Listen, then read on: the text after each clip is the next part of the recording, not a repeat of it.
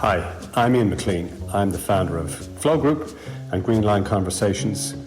And this podcast has grown out of the chaos that's been thrust upon us. During the podcast, I'm going to try and share with you the best of 25 years of helping corporate organizations deal and cope with change. So, as you're out there, busy making sense of it all, trying to cope, and maybe in some cases trying to rebuild your organizations, I'm hoping that some of this can be of some assistance. We'll keep it deliberately short, because I know you're busy. Let's dive in. Close to my local university, I noticed 3 men standing on the bridge. Now, they weren't students. They were older, mature men, and they were unfurling a flag. And the flag read, "COVID is a hoax." As well as paying attention to the 3 men on the bridge and the flag, I was also struck and started to pay attention to my own response to the content of the flag.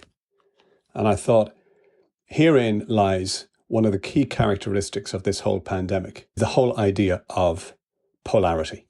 Now, this is as predictable as it is human, because during the pandemic, the one thing that we're surrounded by is uncertainty. And uncertainty breeds fear, and fear triggers a limbic reaction. And one of the characteristics or features of the limbic reaction is it wants us to move towards certainty. Why? Because in a survival situation, we want less choice, not more choice. So the limbic system creates a binary choice. And binary means that we're in a situation where we're either for or against, we're either in or out, it's either us or them, black, white, Republican, Democrat. We get the message. So the polarized world we're increasingly surrounded by is based on the provocation of core human fears and our limbic response to same. On the subject of fear, one of the 3 core human fears is the fear of loss of control, or at least the illusion of control. And it's this need for control that gives birth to the range of conspiracy theories that we see mushrooming all around us, around surveillance and the surveillance state, vaccinations, the 5G, the Illuminati, or indeed the extraterrestrial reptiles who are supposedly controlling the world. The limbic reason for this is that it is far more comforting to believe some phantasmagorical theory, however far-fetched, than to admit to the terror of the idea that there's no one at the controls, and then we defend it. At a less extreme level, this is just a reflection of what we would call conviction. It's a strength, reassurance, and comfort. And behind that is the basis of meeting a core need. I'll come back to conviction in a second. Stepping aside, as human beings, we on average have estimated 70,000 thoughts every single day.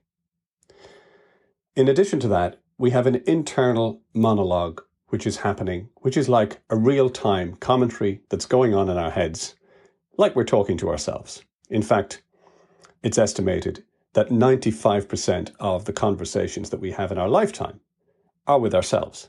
The combination of this incessant stream of thinking and incessant interior monologue accumulates like sediment on a seabed over the years and the decades of our lives. And the thick crust of this sediment forms our inner reality. And in order to survive and make sanity of things, we, in our internal reality, create labels for things. So as human beings, we label people, we label places, we label things, we label objects, we label events. And then we interact with the outside world.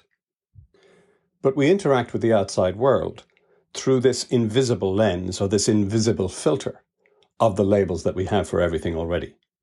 Some people call them biases, monologues, but we are typically unconscious as we deal with the outside world of the inner workings of our labels. So we're not under the illusion that we're experiencing the world as it is in real time, when in fact what we're doing is we're experiencing the world secondhand through the filter of our labels, but we're doing it unconsciously. Let me give you an example. Imagine you're at work. And for some of us still, we need to imagine this. It's coffee time, and you decide you want to go to the coffee machine. As you approach the coffee machine, you notice somebody there who you really don't like. This is somebody you don't get on with, you have very little in common with.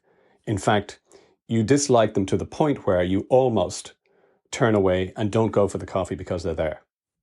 But the desire for coffee is too strong and you go anyway.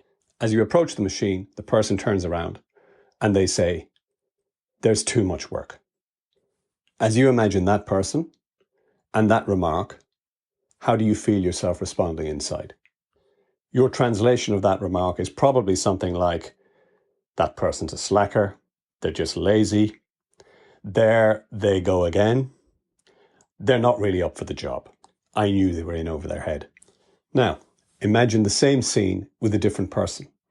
This time, the person at the coffee machine is somebody you really like, you really connect with, you have a lot of respect for, you spend time together, you have a good understanding. And they say to you, "There's too much work." How do you respond? It's more likely to be something like this.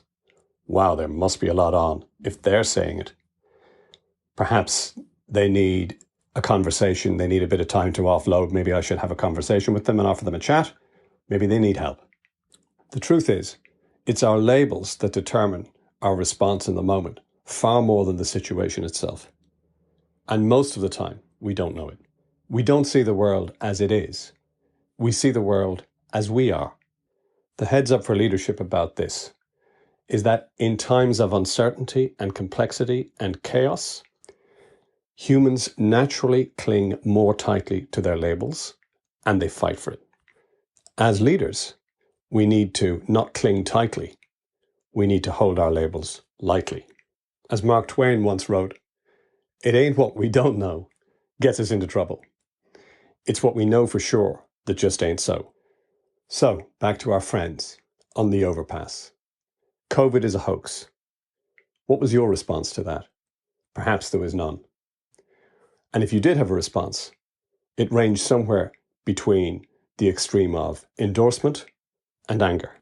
Whatever your response was, it was filtered through your own labels and your own worldview.